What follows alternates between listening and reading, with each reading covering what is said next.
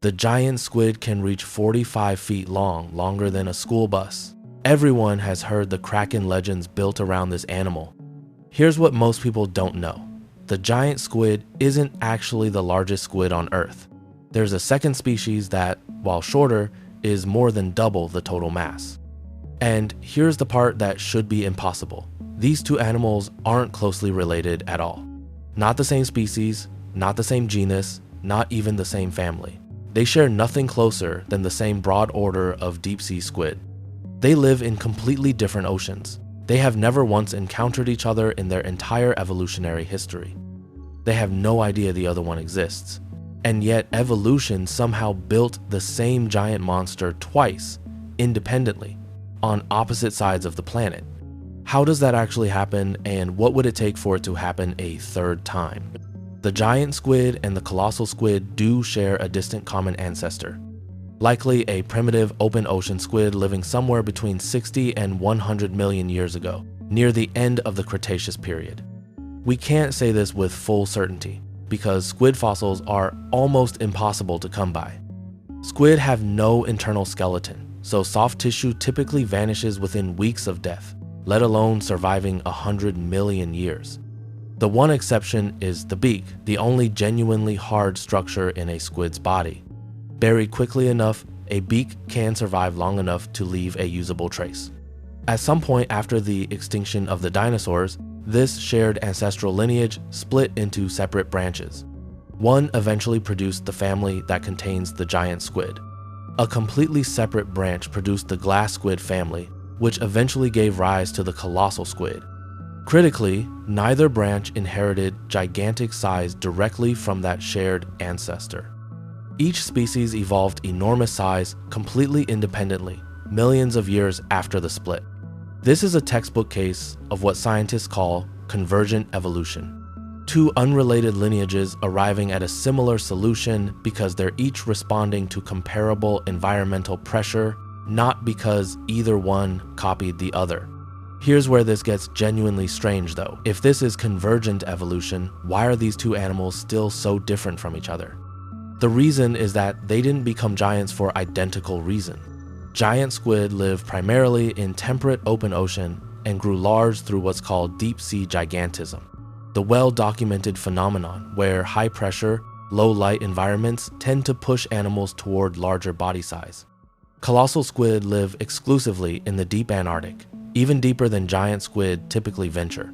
Their extreme size comes mostly from a different effect entirely, polar gigantism, where cold water specifically drives animals toward larger bodies, largely because cold water holds dramatically more dissolved oxygen. So does this still technically qualify as convergent evolution if the underlying cause is different? Yes, with a meaningful caveat. Colossal squids still live in genuinely deep water, meaning deep-sea gigantism is also influencing their size alongside the dominant polar effect. Both lineages converge on the same broad outcome, becoming an enormous squid, even though the specific environmental pressures driving that outcome weren't identical. That's exactly why it still counts as true convergence rather than coincidence. And gigantism isn't just for show. A larger body conserves energy more efficiently, stores oxygen longer for extended dives, regulates internal temperature better in cold water, and effectively eliminates most natural predators by simply becoming too large to threaten. Despite sharing the same general blueprint, their bodies look strikingly different once you actually compare them side by side. Giant squid tentacles extend much further proportionally, but the average adult weighs only around 500 pounds. Genuinely massive for any squid, but less than half the weight of a large colossal squid. The biggest confirmed colossal specimens reach up to 1,300 pounds, making them the heaviest invertebrate on the entire planet, without exception. The giant squid is long, sleek, and built specifically for speed. The colossal squid is shorter but dramatically more dense-shaped, less like a predator and more like a tank. Using jet propulsion, the same basic mechanism every squid species uses, just scaled up dramatically. Giant squid are estimated to reach speeds around 25 miles per hour. Colossal squid, despite possessing the identical propulsion mechanism, likely only manage around 12 miles per hour given their sheer mass. This difference comes directly from their separate environments. Giant squid evolved in open temperate ocean, where prey moves fast. Speed mattered more than raw durability for survival. Their long, lightweight, aerodynamic body exists specifically to spot movement with massive eyes and rocket forward before prey can escape. Their tentacle suckers are lined with tiny saw-like teeth, purpose-built for gripping fast, slippery prey like smaller fish. The colossal squid lives somewhere. Energy conservation is everything. Rather than burning energy chasing prey, it evolved to simply endure a thick, heat-retaining body that can afford to wait motionless for something to come within range. Once something does, rotating hooks, lining its tentacles, lock onto prey and refuse to let go. Built specifically to overpower other slow, armored Antarctic animals like giant toothfish, rather than chase anything fast and slippery.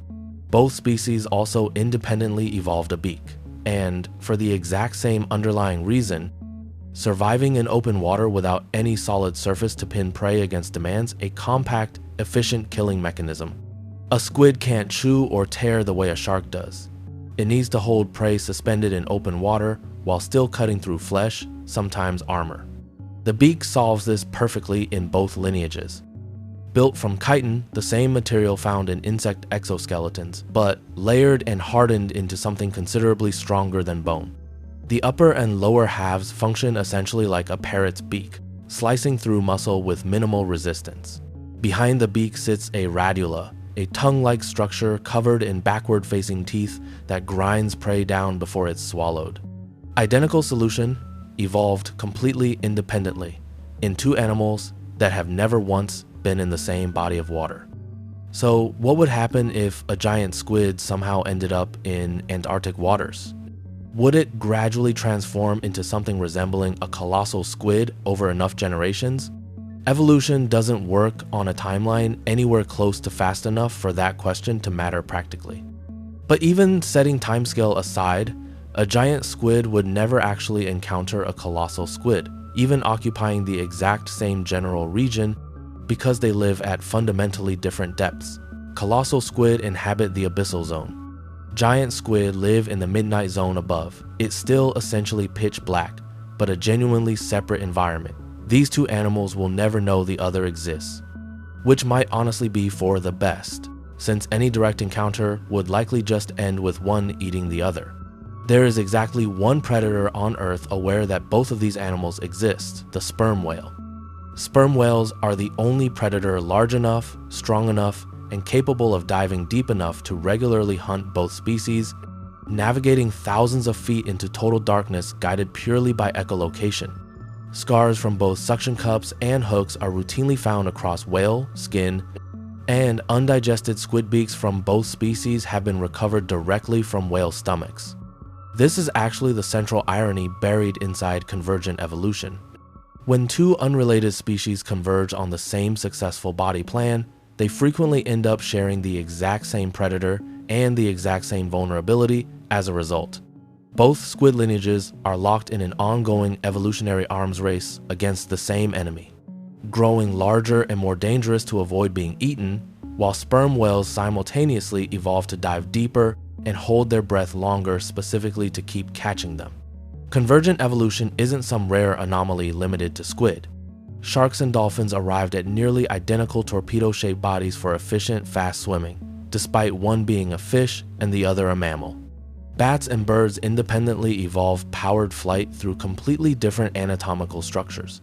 Australia once had a marsupial, the thylacine, that looked almost identical to a wolf, despite being about as genetically related to actual wolves as we are to kangaroos. The underlying mechanisms always stay distinct even when the outcome converges. Sharks breathe through gills, dolphins breathe air through lungs. Bats stretch skin across elongated fingers, birds grow feathers entirely, giant squid built massive bodies around gripping suction cups. Colossal squid built an equally massive body around locking rotational hooks instead. Evolution isn't running out of ideas or reusing a lazy template. It's repeatedly discovering that certain specific designs simply work exceptionally well under specific conditions, and arriving there again whenever those conditions reappear. So what would it actually take for a third, truly massive squid species to evolve somewhere else on Earth? essentially the same fundamental conditions that produced the first two darkness: cold, extreme pressure, or ideally some combination of all three. There's a reasonable argument that we're already watching the very early stages of exactly this happen elsewhere.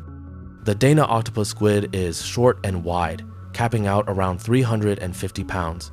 The robust clubhook squid can reach roughly 13 feet long. Neither comes remotely close to true giant or colossal scale, but both show clear early signs of the same gigantism pressure beginning to take hold. Given enough time, enough isolation, and the right combination of cold, dark, high pressure conditions, there's no fundamental reason evolution couldn't eventually produce a third member of this exact body plan somewhere else in the world's oceans, completely unaware that the other two even exist, exactly the way the first two have remained unaware of each other for millions of years. Evolution didn't run out of ideas after building one giant squid. It simply found a design that worked extraordinarily well, and given the right pressure, it's entirely capable of building it again.